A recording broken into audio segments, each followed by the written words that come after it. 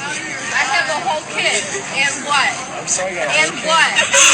And what? I'm sorry, you got a whole kid. And what? And what?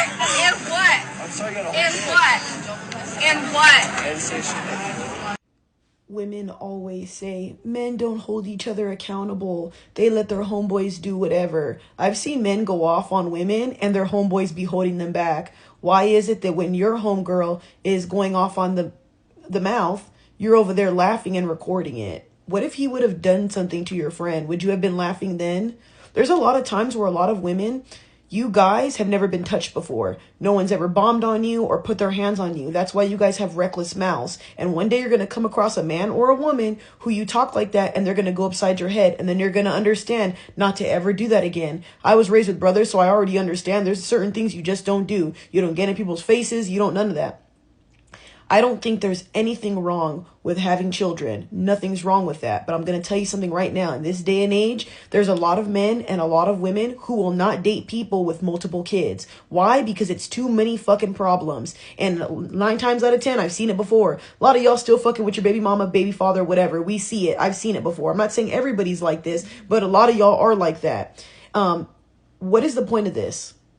If you cared so much about your well-being and what people think of you, you would have never opened your legs up. And I can see why you probably don't have a baby daddy no more. And that's why you have a kid and you're a single baby mama. Because you're probably abusive, argumentative, and disrespectful. So he probably left your ass.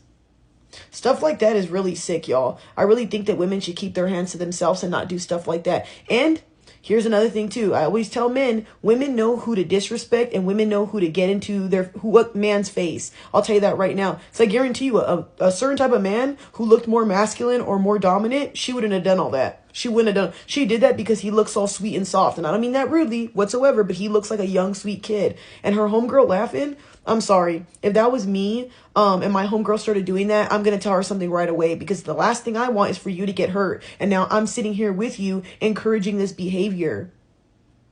Ladies, if you care so much about how you're perceived by others, close your legs. I'm telling you right now, if you don't want to be a baby mama and you don't want to end up with those problems in the future and get made fun of because you're a single baby mama or whatever, or you have a kid, then maybe you guys should do vetting processing with these men and be very wary of what you do with the guys you're with. Because a lot of the times you guys get with men who never seen you as a potential wife. And from somebody who's 30 and has no kids, I'm happy I never had kids. I'm happy I can sit here and say I've never been a baby mama, nor do I want to be a baby mama. I'm sorry, y'all. I'm not trying to roast anybody or make fun of anybody. But like I said, if that's something that embarrasses you, be wary of who you open up your legs to.